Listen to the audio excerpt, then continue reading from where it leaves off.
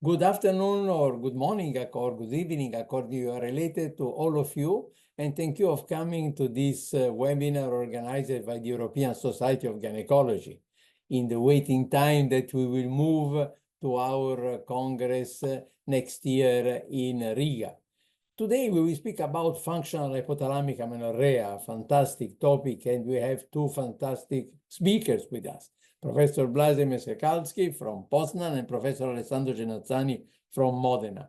It's my pleasure now to introduce Professor Meskekalski. I will introduce my brother Alessandro later on at the end of the presentation of Blazej. I remind to all of you that if you have questions, you have to write the question in question and answer, and then I will read the question to our speaker at the end of both presentations. Professor Meskekalski will speak about challenges in diagnosis and long-term consequences of functional hypothalamic amenorrhea.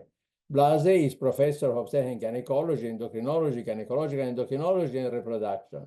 He's the chairman of the Department of Gynecology and Endocrinology in the fantastic University of Poznan, and since 2007 is president of Polish Society of Gynecological Endocrinology and board member of the International Society of Gynecological Endocrinology, and also is of our fantastic European Society of Gynecology, but also a member of the board of the European Menopause and Andropause Society. Blazej, you have the microphone. Please share your screen, and then you have the microphone for your presentation. I remind again to all of you, please write your question in the question and answer session. Thank you very much, Professor Genazzani, for invitation me. Perfect. As Professor Genazzani told, the topic is related to diagnosis and long-term consequences of hypothalamic amenorrhea. I would like to start from the historical point of view that it took quite a long time to understand the function of hypothalamus in the sense of the neuroendocrinology. The person who made the kind of the first step for this understanding was Professor Geoffrey Wingfield Harris he worked in the Oxford University and also Cambridge University, and was the first person who hypothesized and also made the experiments using animal model that neuronal control of pituitary gland is made by hypothalamus. And these two gentlemen made the second, but probably even more important step in our understanding of hypothalamus, Andrzej Szali and Roger Joulin, he was born in the Poland territory, and Roger Joulin from France, and later they both worked in United States.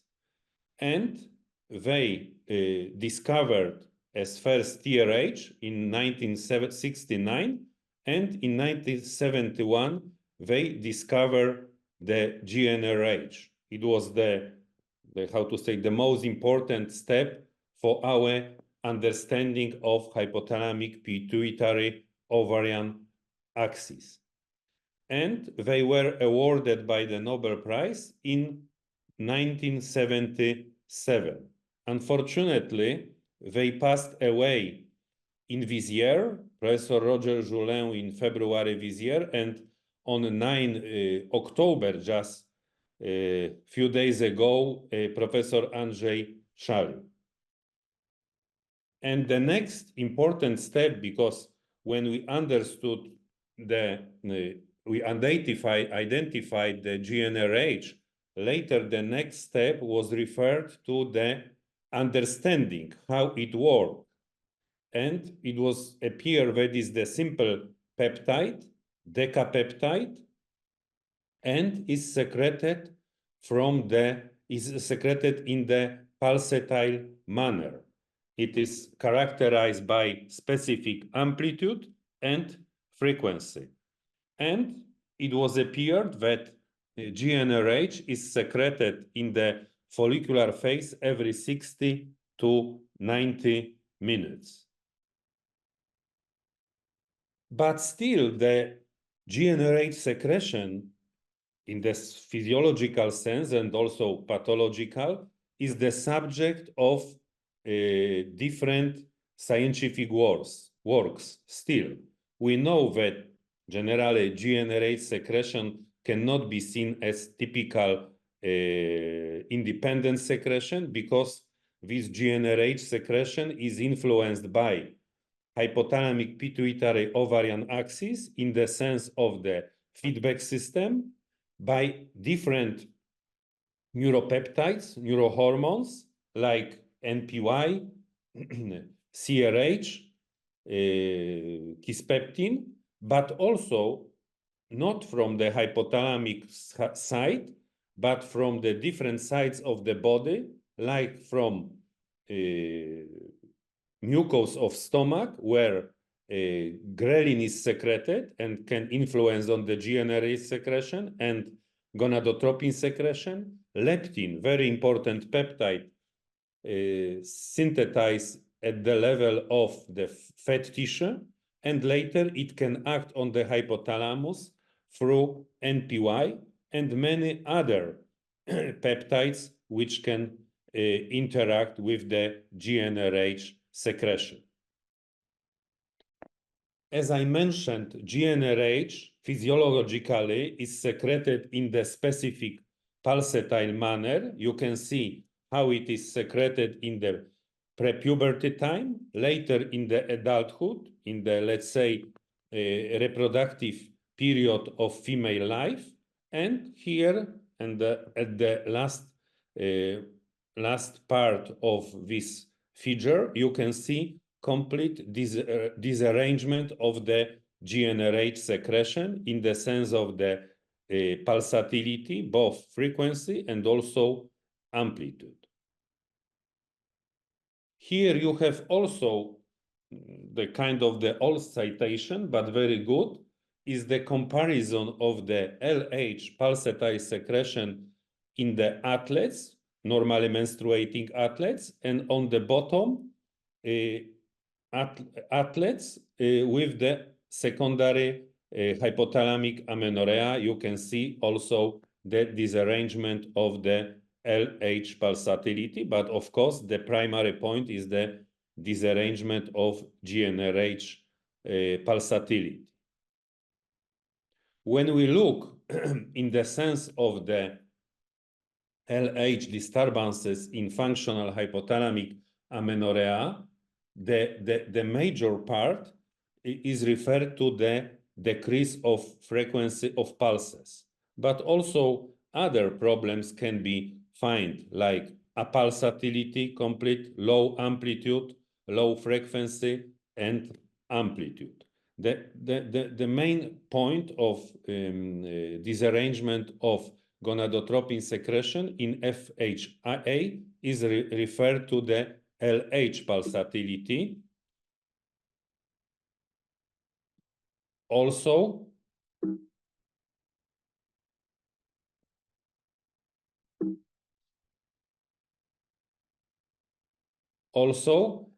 FSH pulsatility can be impaired, but sometimes in quite big number of the patient, FSH is close to the normal range or normal, and in some part is lower than normal in patient with FHA. And of course, hypothalamic amenorrhea can have different background, organic background, like for instance, after trauma, influence of the tumors, which can compress hypothalamus, eating disorders, how they are the example of hypothalamic amenorrhea, genetic background like Kalman syndrome, and I will focus, of course, on functional hypothalamic amenorrhea, which from the definition is reversible, but sometimes it's very difficult that the menstruation will return. And we can distinguish the three types: stress-related type of functional hypothalamic amenorrhea, exercise-related, and weight loss related. And it's very important to understand the pathophysiology of functional hypothalamic amenorrhea. One of the important points is related to the stress axis and starvation axis. Stress axis, it means how stress, different stressors can influence GnRH secretion, and how metabolic signal in the sense of the undernutrition can influence GnRH secretion. This gentleman, Hans Selye, was the Hungarian-Canadian endocrinologist, and he spent approximately 50 years of his life to understand the pathophysiology of stress. He was the first who indicated that stress response is related to hypothalamic pituitary adrenal axis response. And of course, this figure can present what is the interaction between hypothalamic pituitary adrenal axis and reproduction axis. It means hypothalamic pituitary ovarian axis. And there are a lot of publication during last, not only maybe 20, but even 30 years. The majority of them present the hyperactivity of hypothalamic pituitary adrenal axis in this group of the patient. Generally, we can observe the increase of the CRH secretion, ACTH secretion, cortisol secretion, also increase of the endogenous opioids like beta endorphin. The kind of the key point is that CRH, corticoliberin, can directly inhibit GnRH pulsatile secretion. And this neurohormone was discovered in 1981, and apart from the stress response and regulation of the reproductive function, can play other role displayed here, very broad role in our organism. Other publication also found that total cortisol level in this group of the patient is increased in circulation and also in the cerebrospinal fluid. I also had the pleasure to study this subject when I stay in Professor Genazzani, Andrea Genazzani department in Pisa.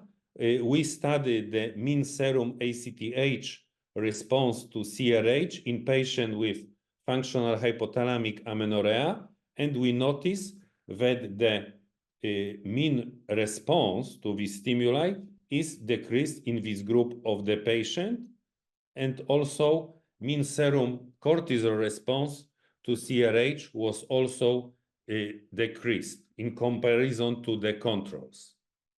Another important peptide is neuropeptide Y, is also secreted in hypothalamus, mainly in arcuate nucleus in the pulsatile manner, and its role is also broad, but is related to the metabolic control of the food intake, and also is relation between NPY and GnRH secretion. In collaboration with Professor Alessandro Genazzani, quite a few years ago, we also focused on this problem, and we studied the NPY and LA secretion and pulsatile secretion in the group of patients with functional hypothalamic amenorrhea, and we found that serum NPY levels in these patients are significantly lower than in controls, and these patients were characterized by higher pulsatility of NPY than controls in the sense of the frequency.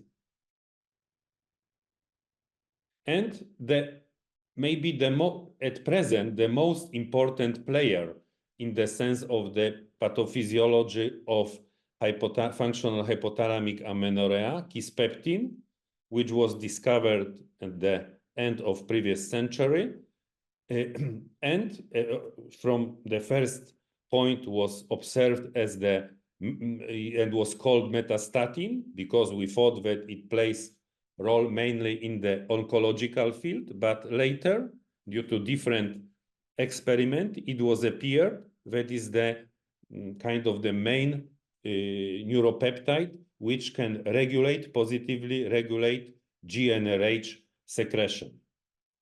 Why? Because it's secreted in the proximity to GnRH secretion, and kisspeptin receptors are located on the GnRH neurons, and they can upstream regulate the GnRH secretion.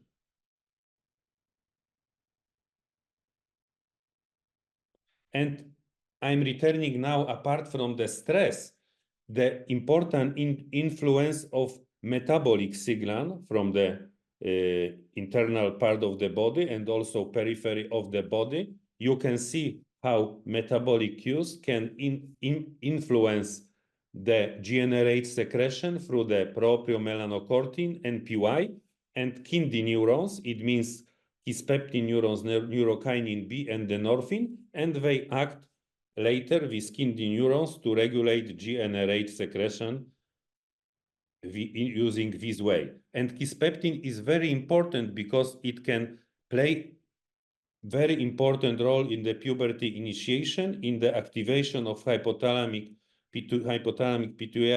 pituitary ovarian axis, and can regulate menstrual function.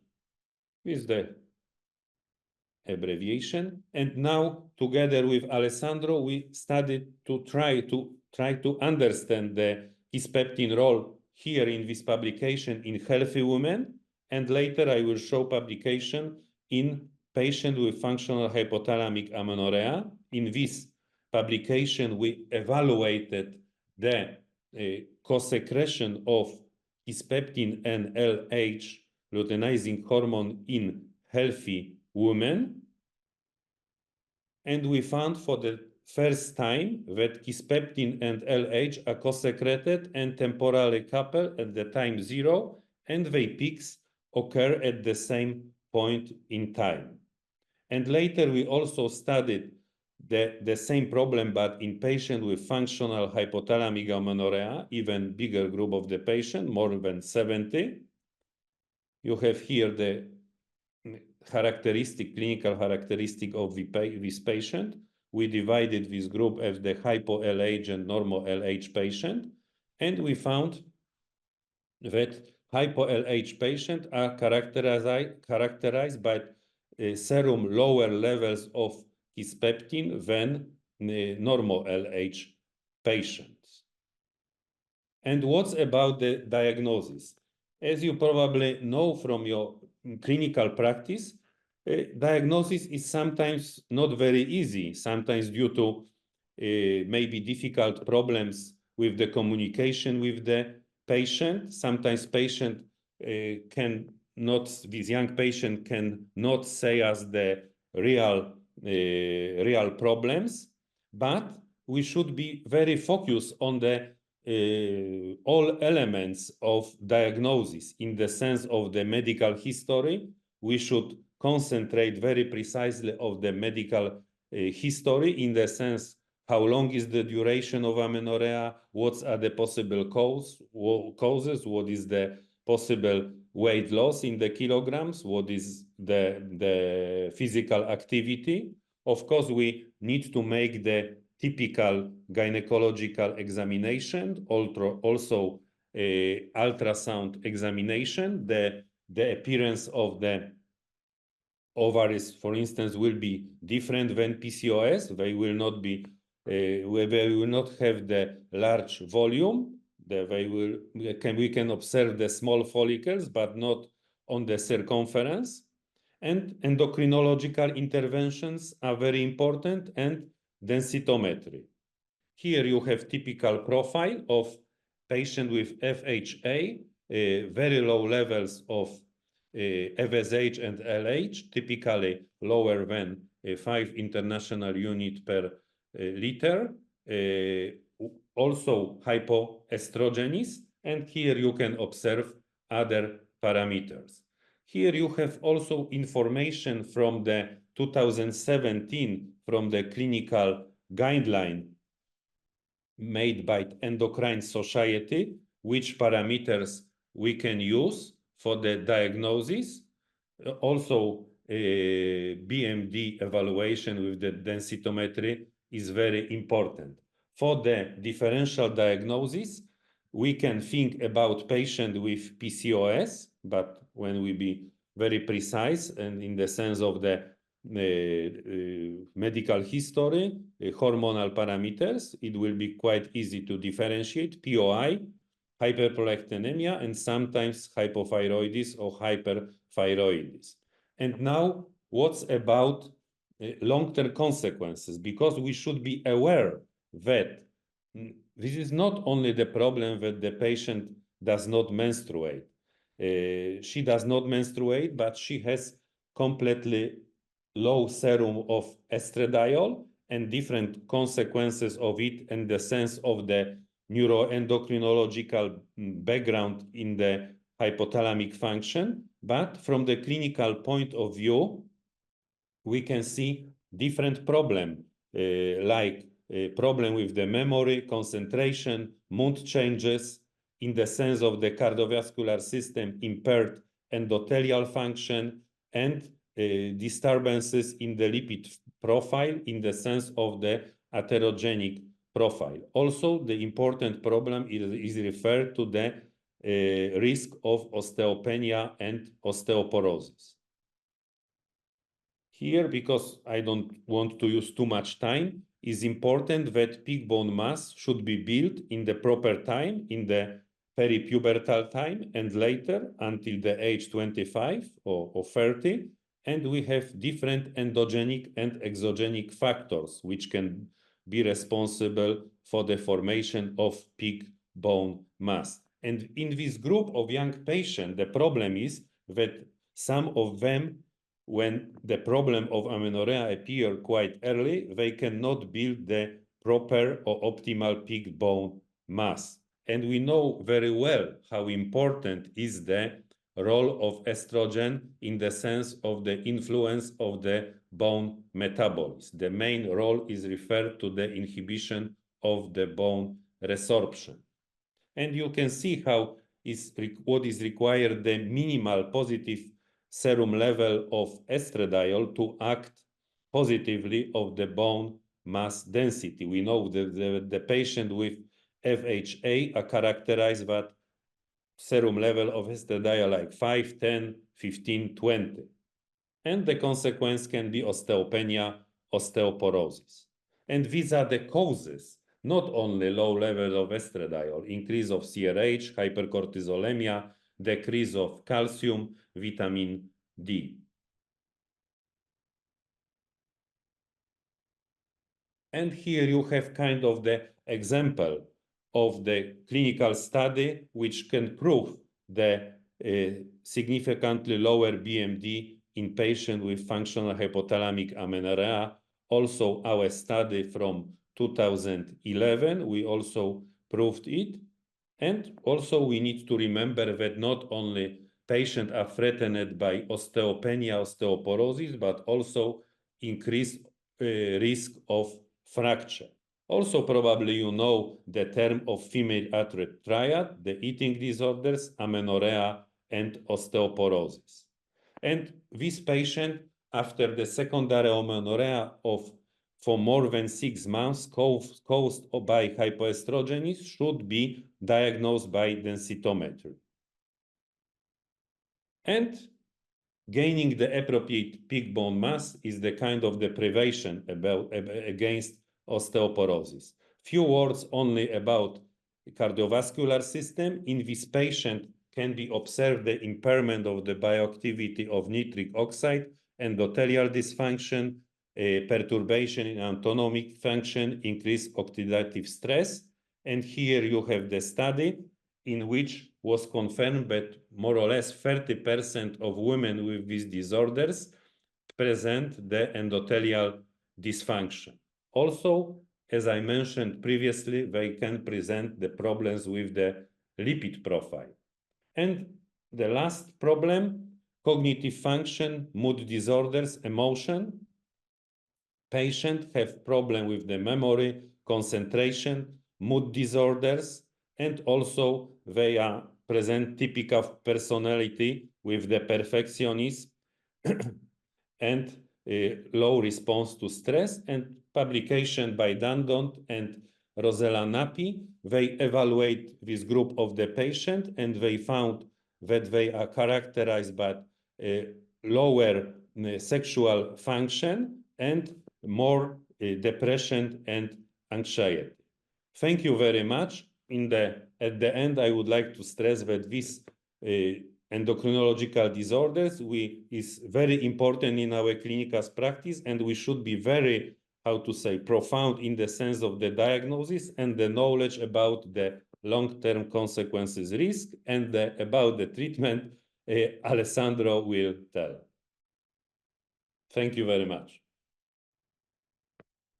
Thank you for this fantastic lecture, who provide us all the fundamental basis for pathophysiology of this very common but very still unknown for its effects disease, which is functional hypothalamic amenorrhea.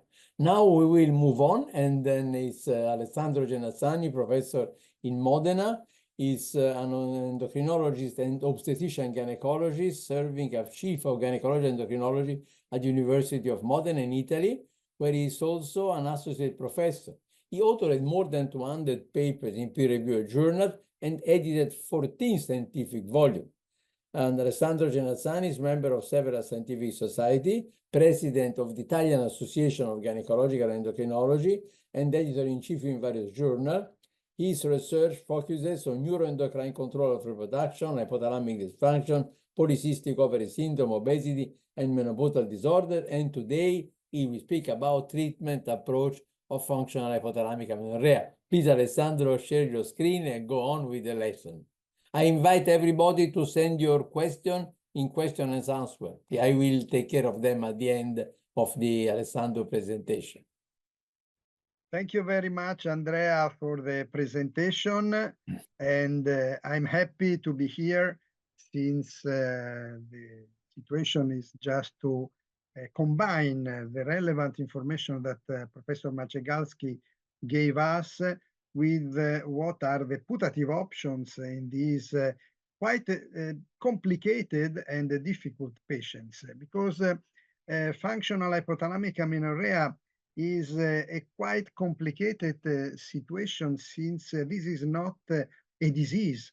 This is not a sickness. It's just a situation occurring as a defensive behavior of the biology to try to avoid a more complicated situation to that girl. So let's start to refresh a little bit the mind, which is hypothalamic amenorrhea, which is something which is not related to a disease, but to physical conditions that trigger the stress, or metabolic, or physical, or psychological. You know that the brain can do a lot of things, and is an adaptive response to a sort of environmental critical situation. So each of us has his own way to face a difficulty in the environment. So every one of the ladies, as well as of the men, can have his own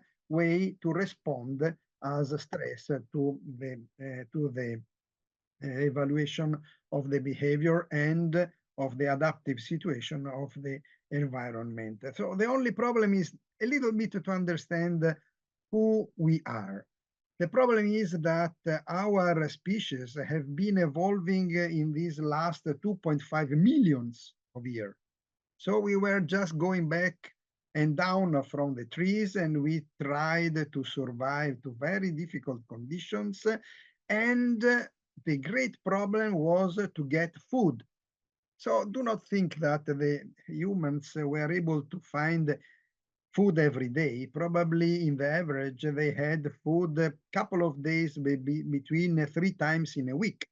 So this means that obesity, just to give a clear example, was not probably a very common feature in these men. So the fact that our biology has been facing more the lack of food than the abundance is the beginning of the story. So if we just catch this cartoon, you see here what is the size of the brain more or less 2.6 million years ago. And look here, as soon as we were able to improve the hunting approach to animals, to catch animals and to eat food, mainly proteins, the brain was growing in the size.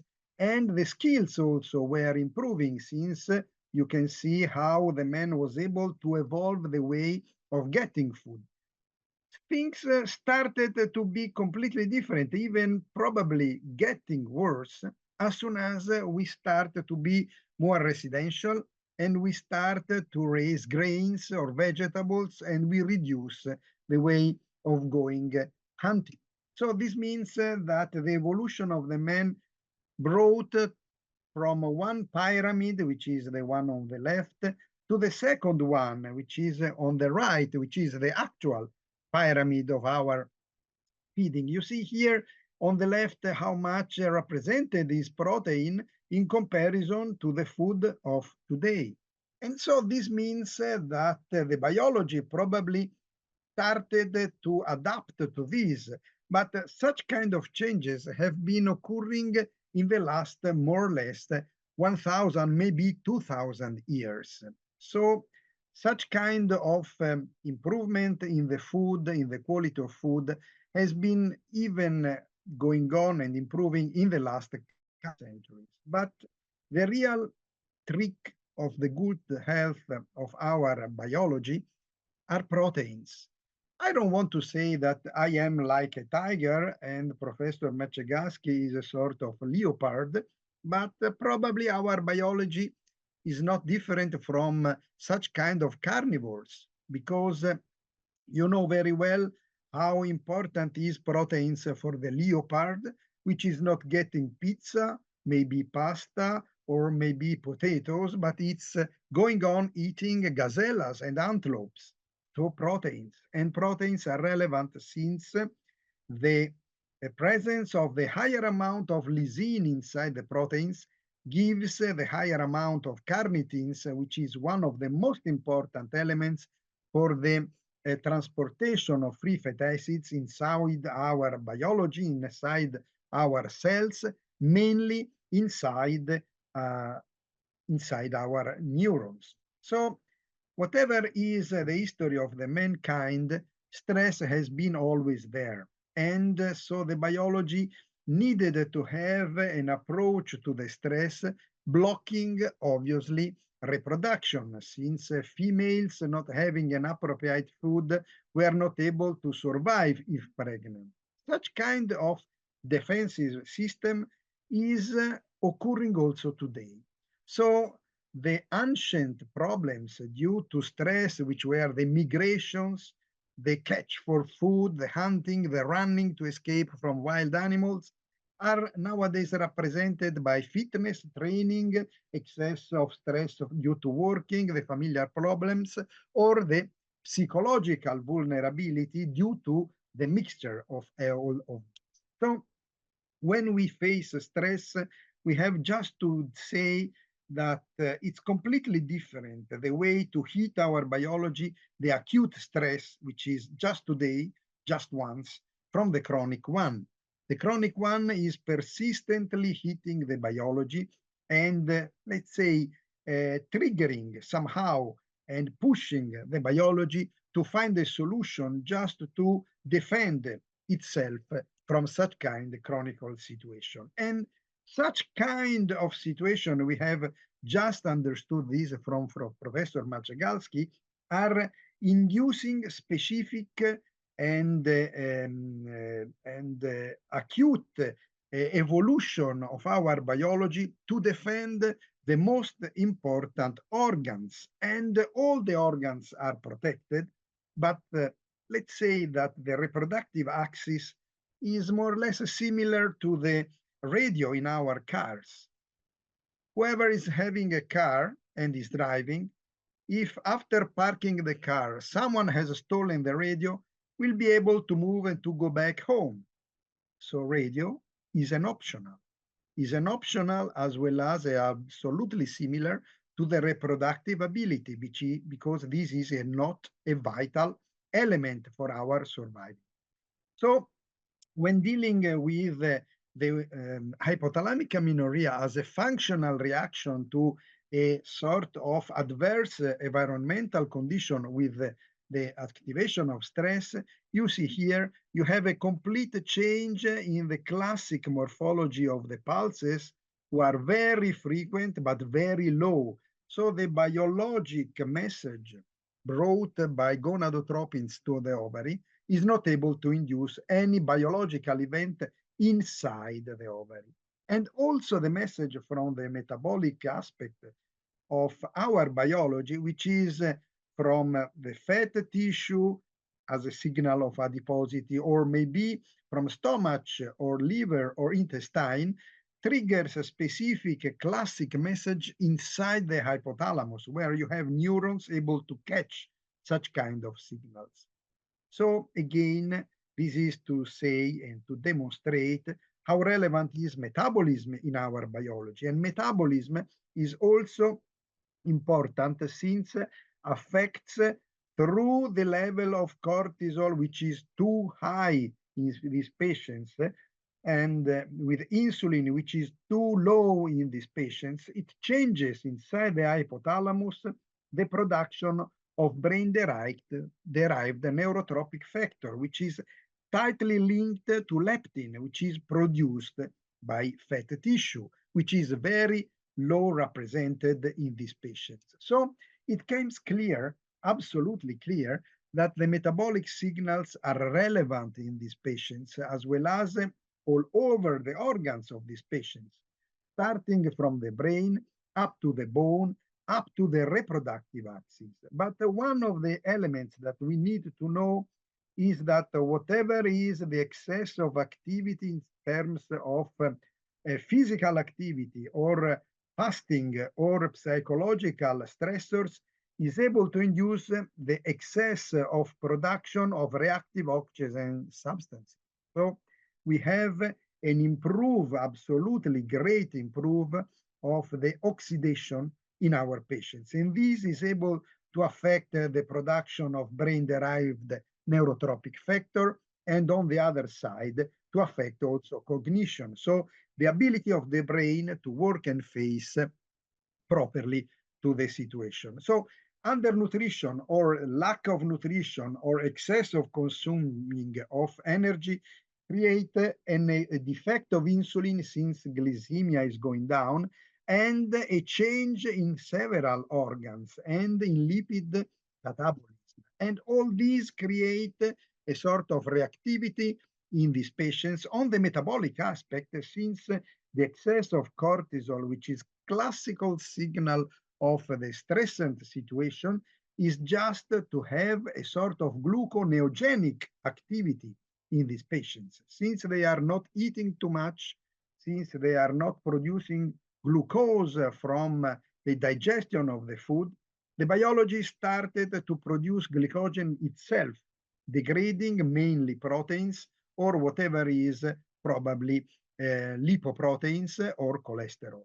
And such kind of situation is faced only on the side of thyroid, which create the reduction of the amount of the 3-deodase, which is the specific one, which is together with the 5-deiodination enzyme, the one that transforms T4 in T3.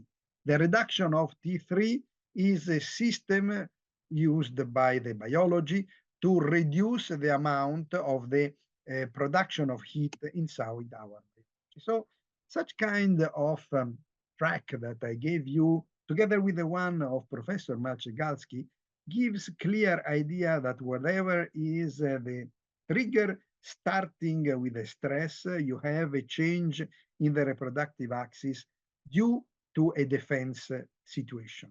And the defensive situation changes the metabolism and changes on the other side the neuroendocrine modulation of reproduction, which is considered mainly the less important feature in our patients. So it's fundamental when we face a patient who is not going to have menstruation for a long time to check anamnestically what kind of situation they have and to ask the questions that you see here. Physical activity, feeding, maybe you have problems in the family, and check very simple things. The abdomen and the hands. If you have excess of muscles invisible on the abdomen and hands, remember hands, because the color of the hands gives you clear idea if these patients are eating too much vegetables. Quite often they eat pumpkins, tomatoes, carrots. So vegetables that have a predominant color in the skin of the fruit. So the problem is that these patients have also a specific psychological idea of their body image. And this is something that we have a little bit to investigate in this, since such kind of situations are not really occurring in just younger women, but also in older, let's say, women around the age of 25 or 30. So you see from this cartoon that the hypothalamic conditions triggering the hypothalamic amenorrhea are almost similar in these two groups of subjects with no menstruation.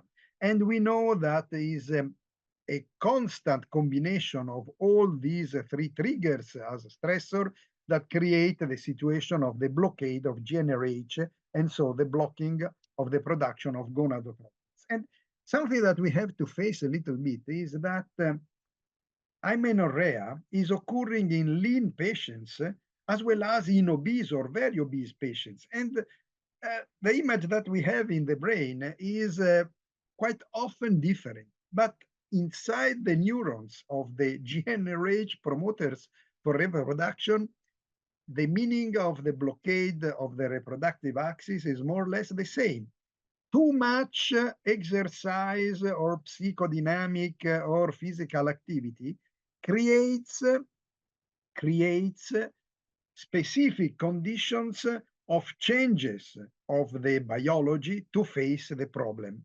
So creates the same kind of situation, which is the blockade inside the neurons that are able to modulate GnRH discharge. So if we know that insulin, which is linked to the glucose circulating in the blood and is something which is depending on the food that we are getting, the low level of insulin are able to reduce the stimulation on KNDy neurons, so kisspeptin is going down, and GnRH is going down, similarly to gonadotropins. But in obese patients, we have excess of insulin, excess of stimulation of KNDy neurons, excess of GnRH, excess of LH. So it's very simple situations. So metabolism is driving reproduction.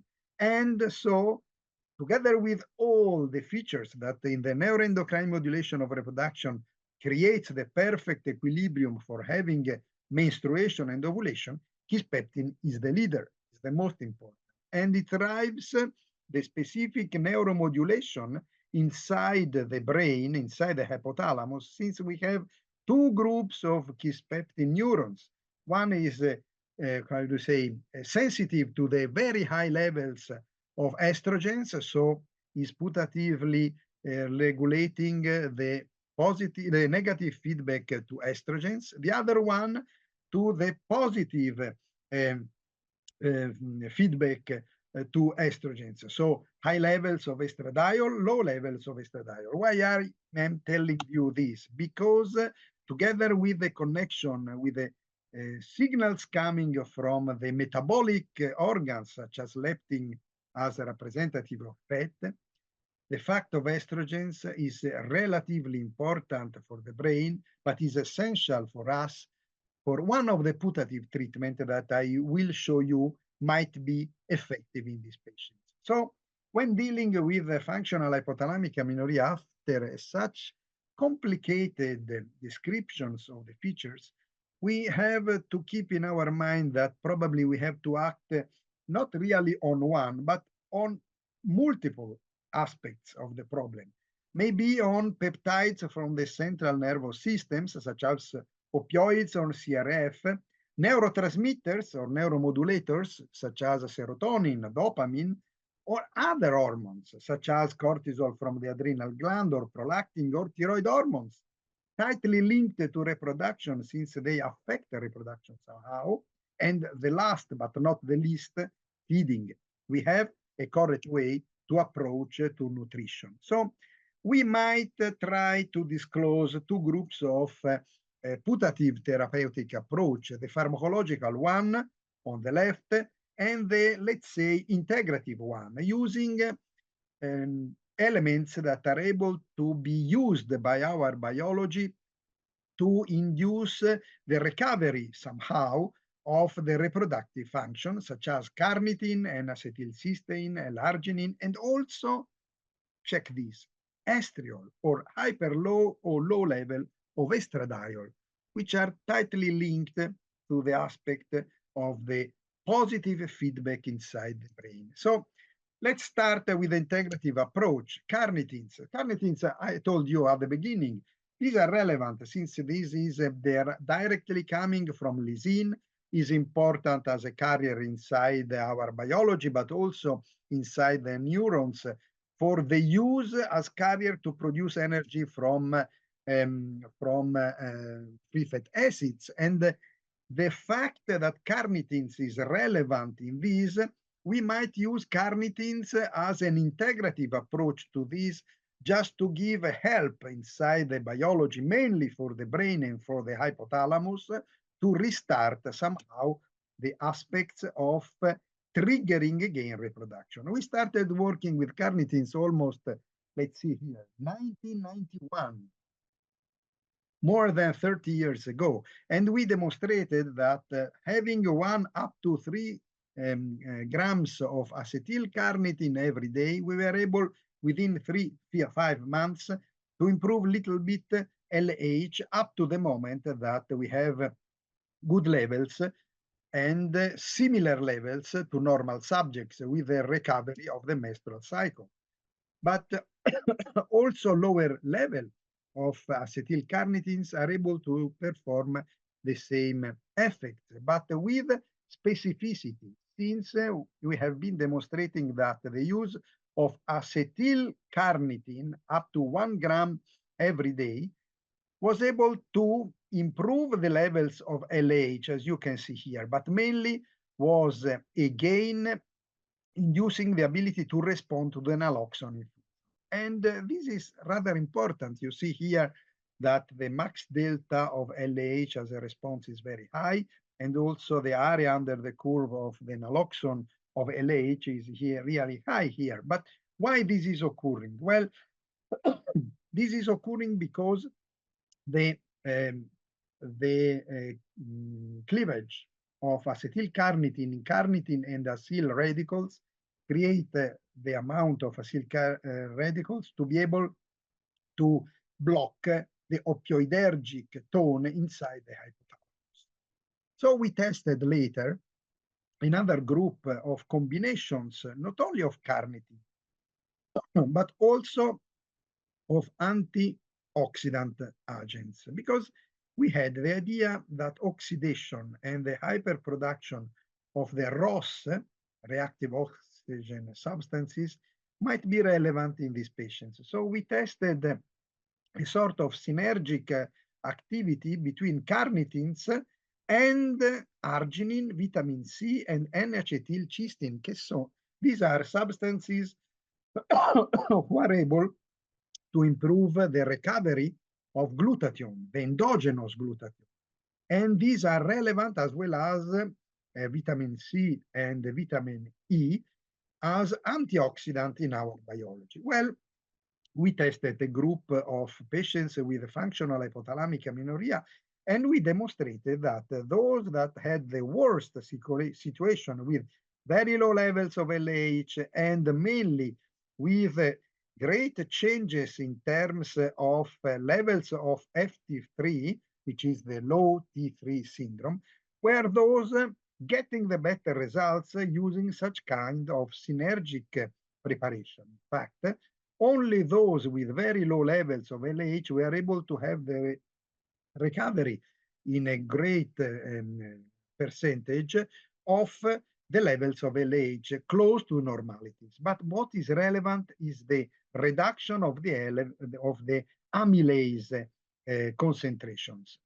Amylase is a rather important feature in these patients. Amylase is an enzyme produced by the pancreas, which is introduced in the blood just to go hunting for oligosaccharides. And this is an enzyme that is looking for the sources of glucose. These patients are not getting too much food, especially carbohydrates. So the elevation of amylase is an indication that that biology is really lacking energy in the form of glucose. So if we were able, through carnitines linked to the other antioxidative agents, to reduce amylase, this means that we were improving somehow the metabolism and the antioxidation. And it's relevant the fact that while those patients with normal level of LH, even though with amenorrhea, do not have any change under the GnRH stimulation test, those who were very low in levels of LH after the treatment were getting a great improvement of the response under the GnRH stimulation. And this is rather important. You see here that we got, especially in the patients with hypo-LH levels, also great changes in terms of metabolic aspect. And when we compared these patients in baseline conditions and after 3 months of treatment, we observed that all the impaired correlation between the hormones inside the biology of these patients were completely eliminated. And the most relevant correlation started again to appear. And we know very well that the level of insulin and LH are positively correlated. So if you have high level of insulin, you have high level of LH. And similarly, if you have higher level of FT3, you have higher level of LH. So this means that we were able to restore something. But we were acting where? Well, we were acting probably not only with carnitines, but also with these antioxidative agents such as N-acetylcysteine and L-arginine, affecting and improving glutathione as endogenous antioxidative element. And how is this working? L-arginine and N-acetylcysteine are working in reactivating the production of nitric oxide. This creates a higher level of nitrosotiols that are those in charge to reactivate the endogenous glutathione. It's wonderful, such kind of elements, since we know very well that whatever is the trigger of stress, on the basis of this, there is always an excess of oxidation. And you see here how relevant is the fact that we might have as an integrative approach a putative solution. But as a putative solution, are there the chance to use other elements? Why not estrogens, but very, very atypical estrogens, who are not the contraceptives, but mainly low level of estriol. Estriol is a derivative of estradiol, is 100 up to 1,000 less biologically active than estradiol. And if also we use hyper low doses of estradiol, we might have such kind of integrative approach, because very low level of estrogens are able to affect what? The positive feedback inside the hypothalamus. Yes, exactly on the neurons, the KNDy neurons inside the hypothalamus that are tightly linked in stimulating using kisspeptin GnRH. Well, the baseline of these ideas came from a paper of my brother, which published in 1978. So something which is close to 45 years ago, something where epinephrine was able to induce the recovery in these patients in the production inside the pituitary stimulated with GnRH of gonadotropins. And this is a basic idea, in fact. We first tested the short-term treatment with estriol of these patients. And you see here, after more or less 2 weeks of treatment, we were able to improve LH in the blood, but mainly these are not levels triggering reproduction and ovarian functions, but this creates clearly the idea that we were acting inside the hypothalamus and then in the pituitary. And so here, what is the change in the response baseline after the treatment, and also for FSH. So we improve the delta maximal response of the gonadotropins. And also when we had the long-term treatment, which means not a couple of weeks, but 10, 12 weeks of integrative approach with estriol, we were able to improve the level of estradiol, of LH, getting probably levels of gonadotropins close to normality to trigger again the recovery of the functions of the ovary.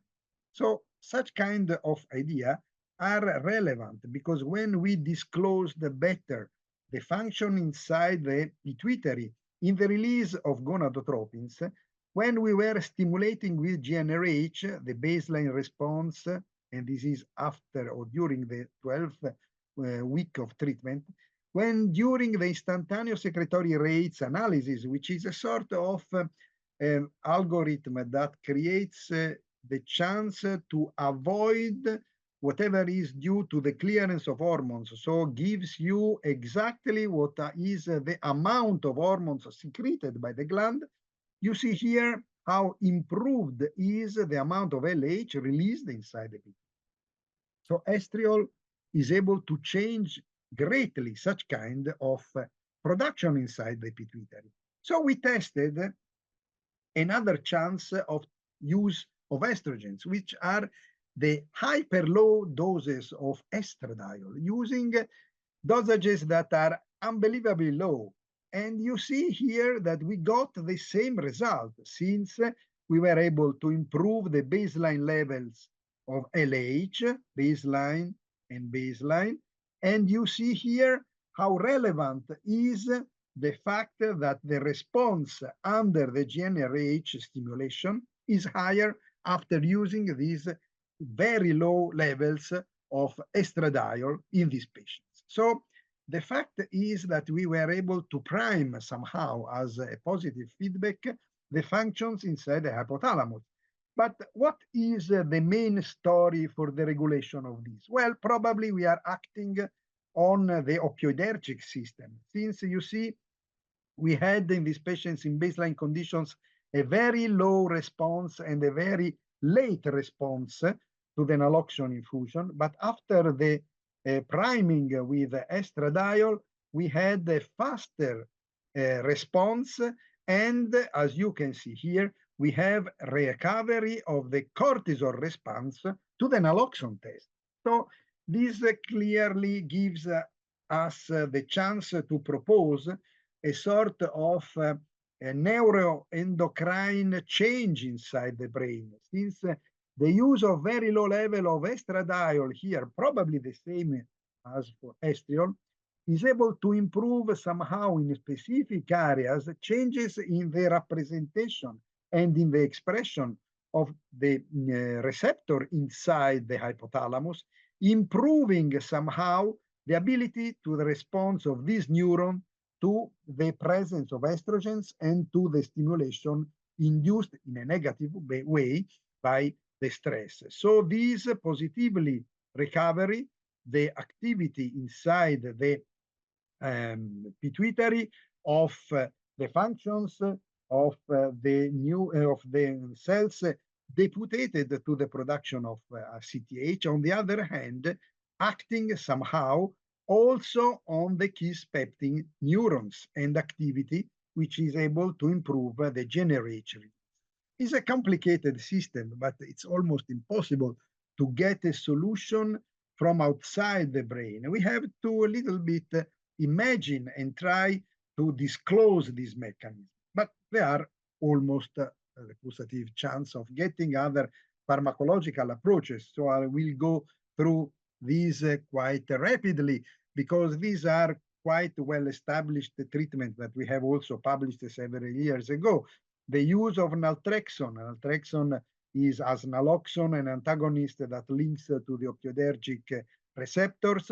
So we can block the activity of opioids on the specific receptors on the hypothalamus. So we eliminate the blockade of the opioidergic system. We demonstrated this in a paper in 1995, and this is the cumulative greater amount of occurrence of menstruations with going on in the days of treatment with naltrexone. And this means that these patients were getting again a higher level of LH and the recovery of menstruation with no change of the body weight. This is rather important.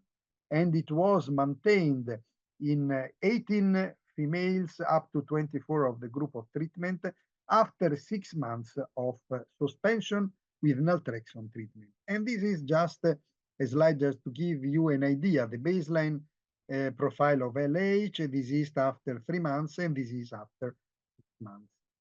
The other aspect is prolactin. Also, the changes in the prolactin in the blood is able to affect reproduction, and also stress increase prolactin. So prolactin is able to block the aromatase inside the ovary, to affect LH, FSH secretion, and to block GnRH, but it's tightly linked also to the thyroid dysfunction. So this means that prolactin might be triggered due to stress, but also to somehow a defect in the functions of the thyroid.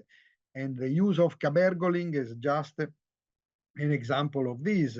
If you have high levels, persistent levels of prolactin, the use of cabergoline is able to reduce the prolactin plasma levels and to slowly, within a few weeks, reactivate the release of gonadotropins. It's rather important to remember that stress is something which is able to induce not only inside the brain the implementation of the amount of opioids and beta endorphin produced, and obviously of CRF, but you have also the response in the periphery of cortisol. Cortisol is due to the stimulation to a CTH, and we know very well that in functional hypothalamic amenorrhea, we have levels of cortisol who are higher than the expected, close to the upper levels of normality, but not in the pathological situation. Excess of cortisol gives a negative blockade on the GnRH secretion, so it acts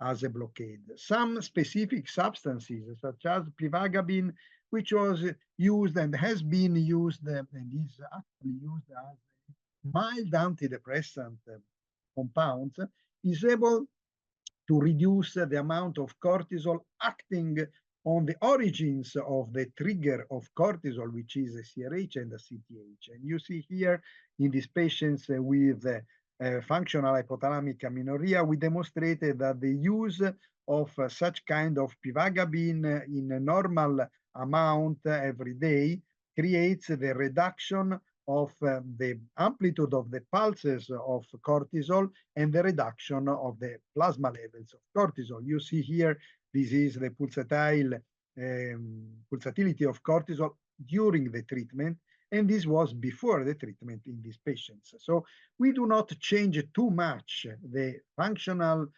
production of cortisol, but we reduce the amplitude of it.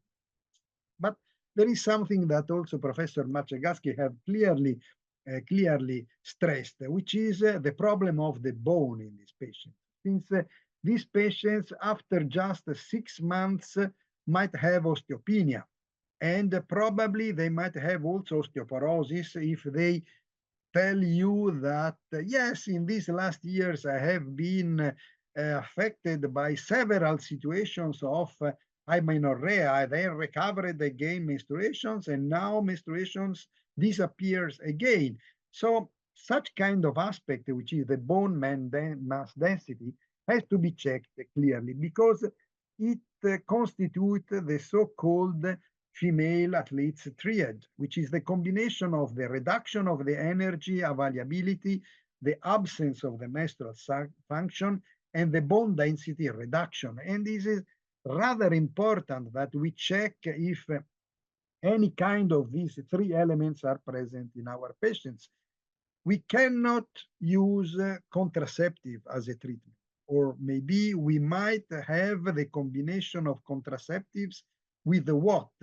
With something which is implementing the metabolism, such as IGF-1, which is just a schematic and experimental trial, but it has been demonstrated that the bone mass is improving during the use of oral contraceptive only when we have the presence of higher level of IGF-1, which is administered exogenously. Well, the problem is that IGF-1 is tightly linked to metabolism. And in fact, Gambacciani, almost 20 years ago, demonstrated that whenever we are using contraceptives, the bone mass is anyway going down.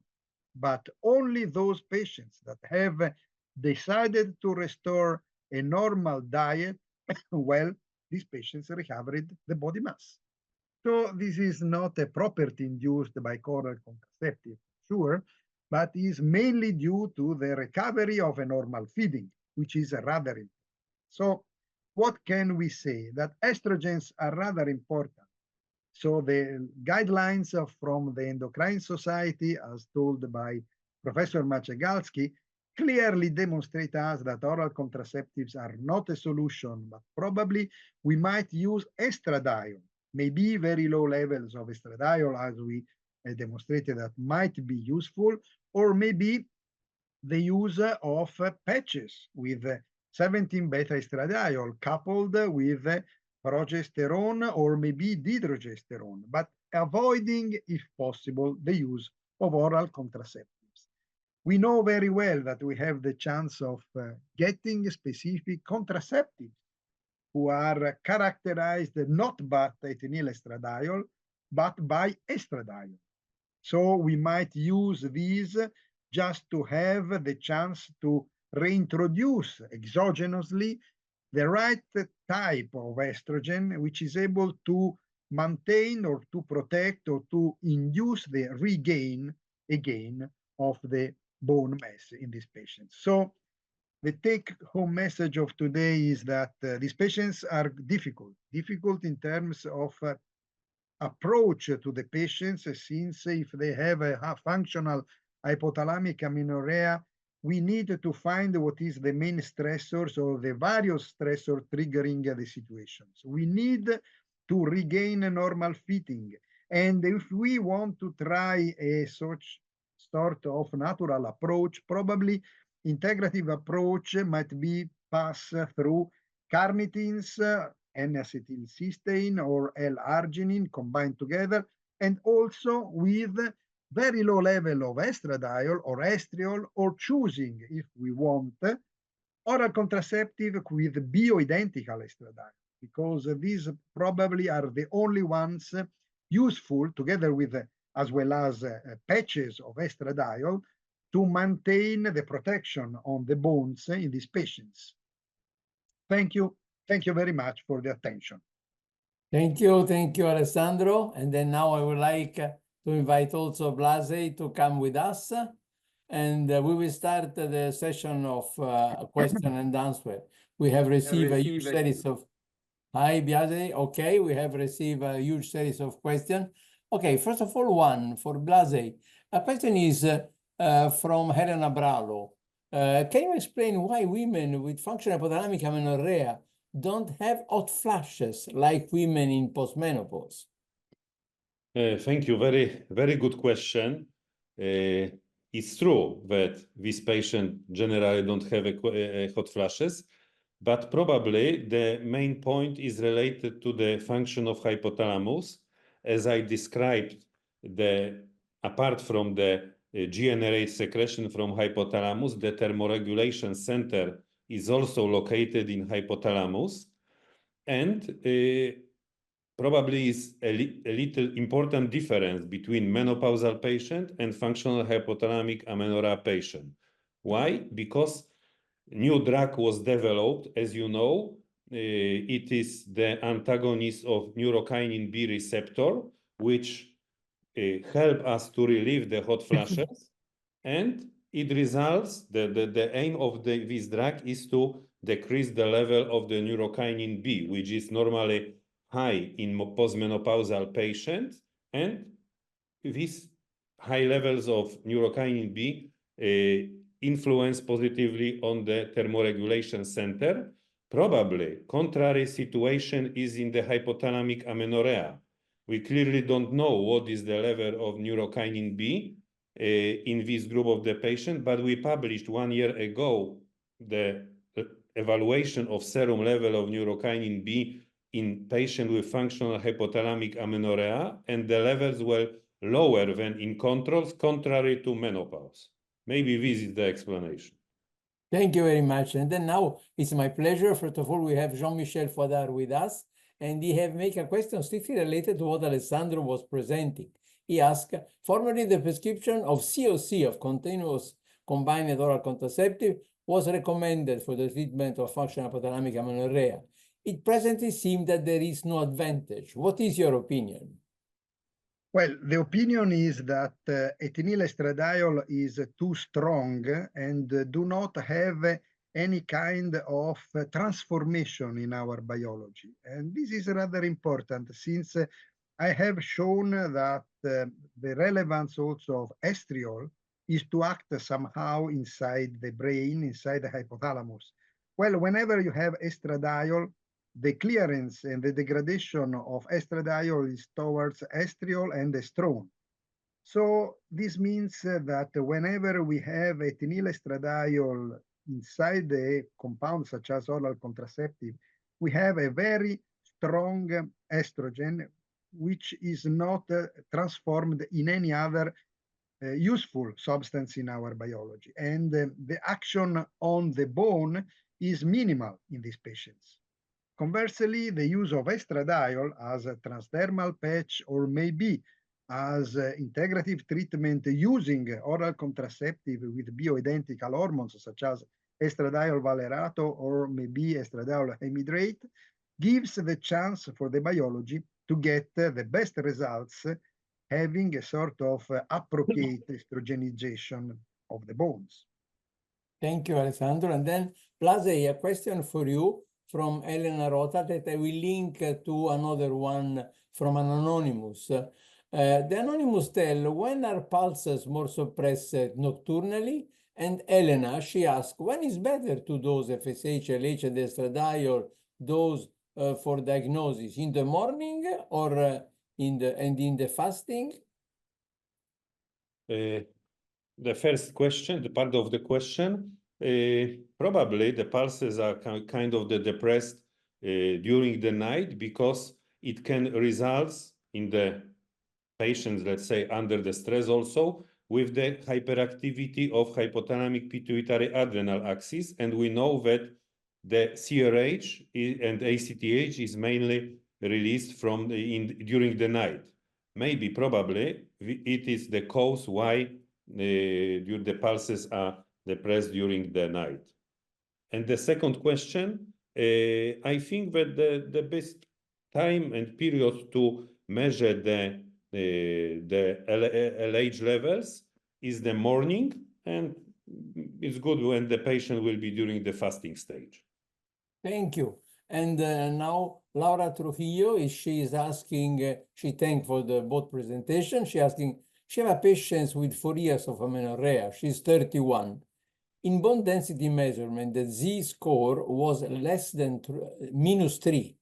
then the clearly pathologic. I want to give her hormonal therapy, but her cholesterol level are extremely high, more than 300 milligrams per deciliter. What would be the appropriate treatment?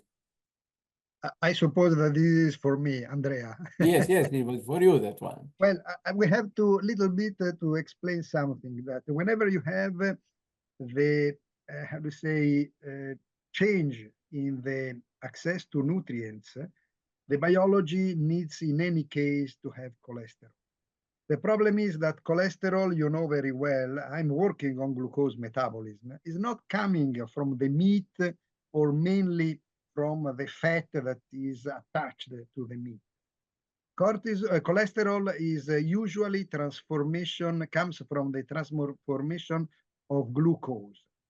And the fact that glucose is lacking in these patients creates the need of having a different source of glucose.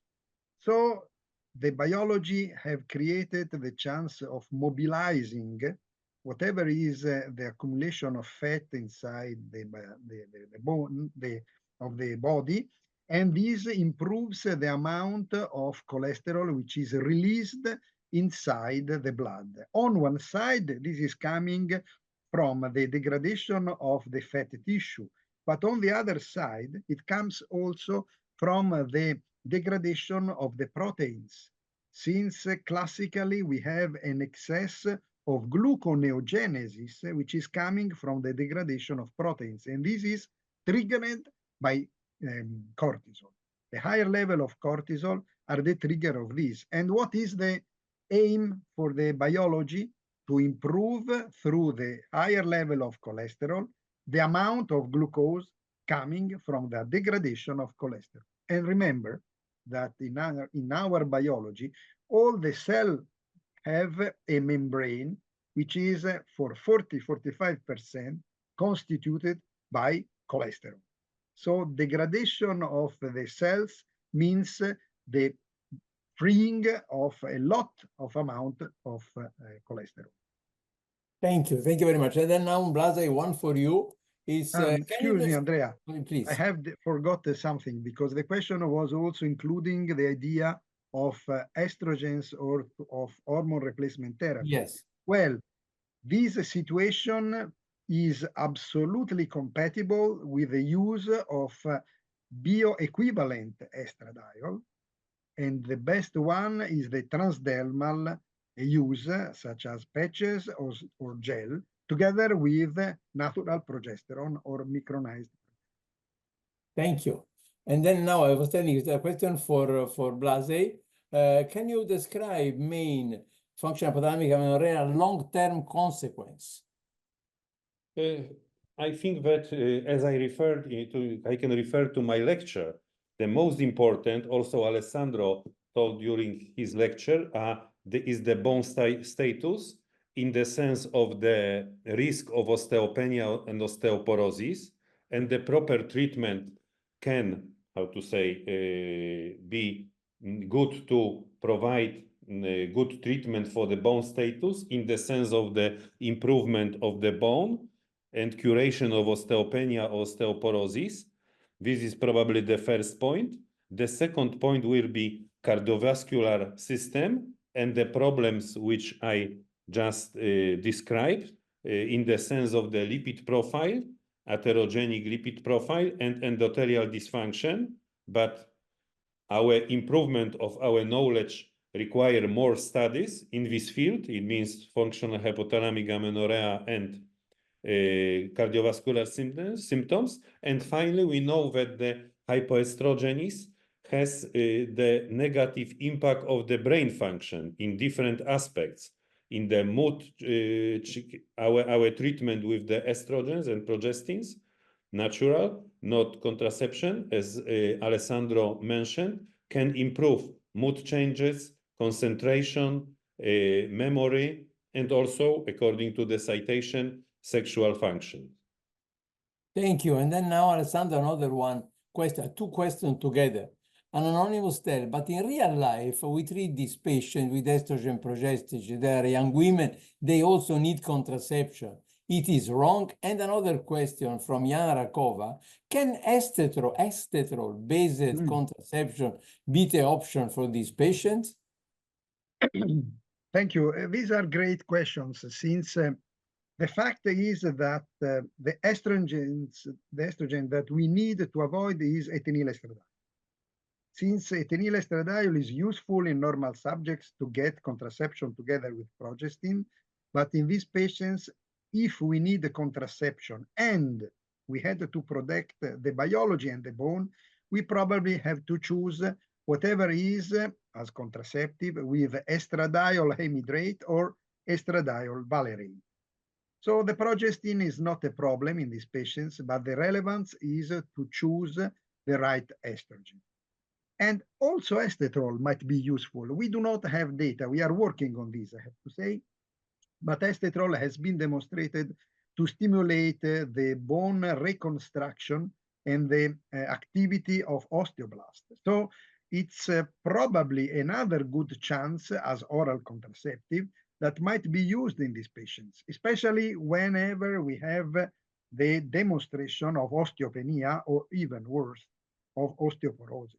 We have to act immediately. Thank you. And concerning estetrol, you have... Yes, estetrol is absolutely useful. It has been demonstrated to improve the bone and to act on the osteoblast. So the action of estetrol plus drospirenone is perfectly good on my idea. We are working right now on this in these patients. Thank you. And Blase, another question for you. What is better for the bone in this patient, estrogen transdermal or oral? Good questions. I think that, as Alessandro told, we can use both of them.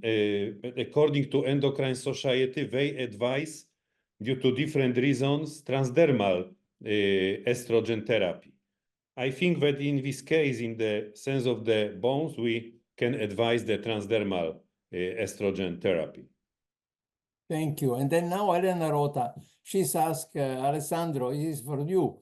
Are there specific preparation with acetyl levocarnitin or vitamin C, arginine, acetylcysteine in clinical practice? Should we dose these levels?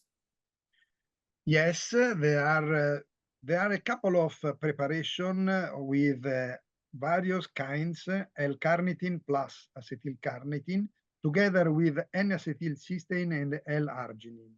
This is available on the market all over Europe, and I cannot say the commercial name, but if you check on the internet, you can find it.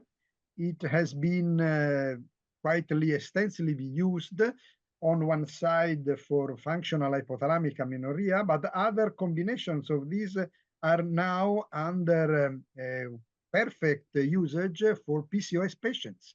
So this links again to the fact that I told you that metabolism is in the middle and drives also the lean subjects or the obese ones. So for this colleague that is asking the question, I can suggest check the Medline and you will find a couple of papers from me and also together with Professor Malcegalski on the use of such kind of combinations in these patients. You are a fantastic couple. And then I have another question, Blase, for you from Jean-Michel Fouadard. What is the current hypothesis about the cause of anorexia nervosa? No. Probably, still, we cannot clearly tell what is real pathophysiological background of anorexia nervosa. We still need to think about some aspects, like, for instance, genetic background.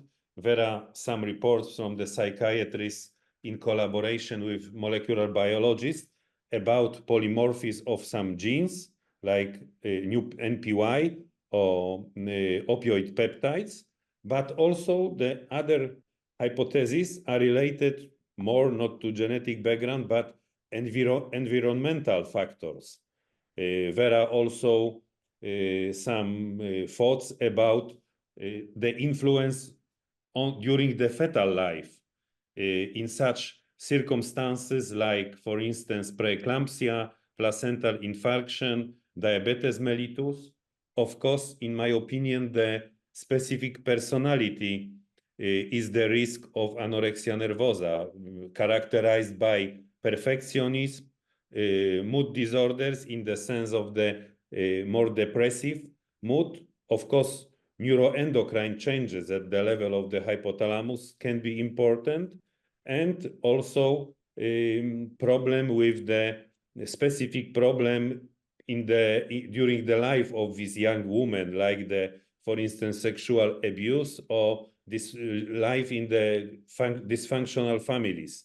There are a lot of factors which can influence this very bad disease. Very difficult disease also to be treated. And then now I would like to ask you, Alessandro, another question is talking about stress. What is the most relevant among physical or metabolic or psychological in triggering the neuroendocrine impairment of functional hypothalamic amenorrhea? The idea, on my opinion, in my experience, is the physical stress, because physical stress nowadays is something which is very active inside the biology, since it pushes absolutely the burning of a lot of energy. And when you run or when you are training, you do not get food. And when you are training and not getting food as a third element, you have the pushing inside of your brain of the performance. So whenever we have someone which is stressed, the, let's say, best stress might be the one that is stressed by some ideas, but is going on having food and not training. But when training is, so the physical activity is acting as the first motor of the activity of stress, it takes together again the metabolic one and the psychological one. Try to think to the teams for artistic gym, or the dancers, where you have the obligation of a thin body. You need to be elastic, you need to jump, you need to run specifically. And so the obligation of having not too much food, and also the compulsory of getting a shape which is similar to other dancer or athletes, creates a sort of psychological stress. So probably the triggering of everything is the physical one, immediately followed by the metabolic, and then the third is the psychological. Thank you, thank you. We are now at the end, we are closing. We have received a final question that I will read. She's translated from the computer, from the system, from Anna Marcosian. First of all, I want to express my gratitude. I am truly amazed. I have a question regarding a 24-year-old patient. She experienced her first menstruation at the age of 16, but subsequently developed secondary amenorrhea. The ultrasound results were normal. Hormonal tests also normal results. However, when the patient takes Diongest, I think her menstruation returns, but it stops when they stop the medication. What would you recommend in this case? What would be the appropriate algorithm for management? Each one of you. Well, I have a clear idea on this, since whenever you have that menstruations occur after a progestin, this means that you have a minimal amount of estradiol, which is priming the endometrium. You have to remember, and you know very well, Andrea, that estrogens are the unique compound in our biology which is able to induce the expression of whatever receptor, and inside the brain, inside the muscles, inside the endometrium. So if you have a minimal amount of estradiol, which might be coming from the fat tissue, and also, or probably by minimal activity of the ovary, well, you might respond to progestin as well as of Dienogest. So my idea is to combine the observation of the levels of LH in these patients, because if the level of LH are normal, this means that they are around the level of 3 milliunits per milliliter or a little bit above, probably we are borderline in between the normal level of LH and the hypo LH patient.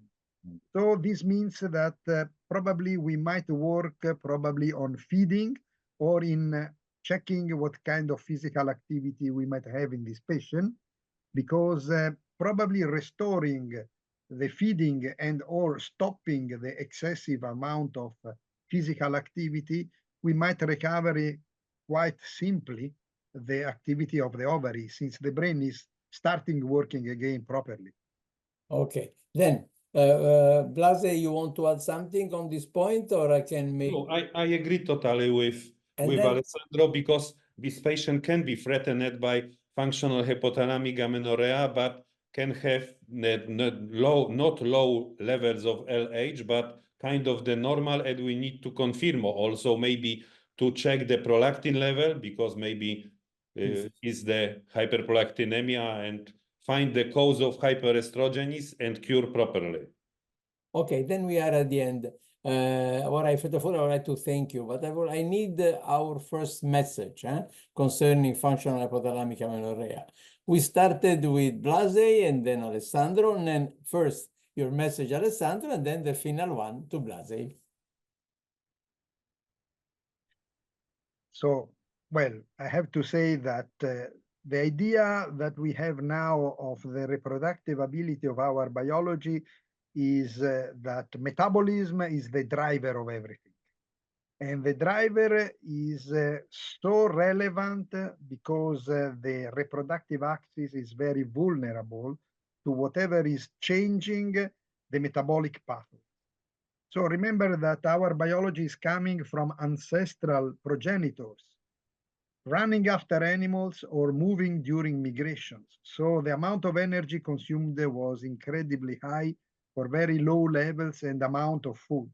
So our biology have invented this incredible, absolutely reversible way to protect women from dying during pregnancy, avoiding the pregnancy immediately after that food was lacking.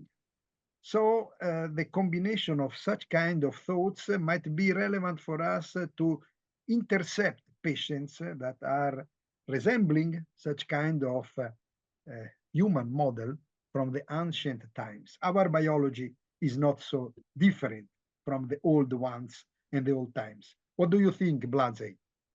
Yeah, I agree totally with you. And I think that we have to have proper knowledge, as we presented here, to diagnose properly functional hypothalamic amenorrhea, because sometimes it's a neglected problem. And sometimes the doctors don't profoundly go to diagnose functional hypothalamic amenorrhea, but they prescribe, for instance, contraceptive pills. And second point is that, in my opinion, of course, functional hypothalamic amenorrhea is hypoestrogenis, lack of the menstruation and reproductive problem, but we don't need to forget that it have other consequences, metabolic consequences, which we described, and also mental consequences. Thank you, dear friends. This was a fantastic webinar. We had a huge amount of people with us, fantastic question. And since still now, we have the perception that a fundamental need of a precise diagnosis of the causes to try to avoid the specific strategies for the treatment is something which is in evolution, also in evolution for understanding, for knowing. You remember how you can imagine that the same substances can be responsible of the positive and negative feedback, and how that low levels or high levels of estrogen, they can affect differently the same kind of receptor and neuroendocrine systems.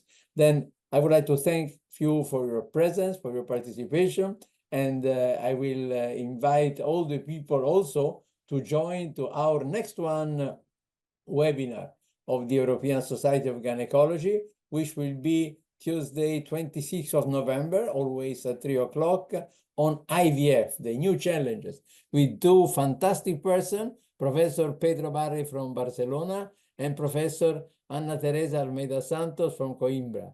It will be a fantastic event. You will enjoy that one. As you see, European Society of Gynecology move all around all areas of gynecology. And I want also to invite all people with us to join the Congress of the European Society of Gynecology, which will be next year in March in the fantastic region of Riga. You will enjoy. It will be a fantastic Congress covering all areas of our daily practice and daily gynecology and obstetrics too. Dear friends, thank you very much. Enjoy European Society of Gynecology. Thank you, Blase. Thank you, Alessandro. And we will be in touch very soon. And I invite all of you to join us to hear what Pedro Barri and Teresa Almeida Santos will tell about the new challenges of in vitro fertilization. Bye-bye. Bye. Ciao, bye bye. Ciao, ciao.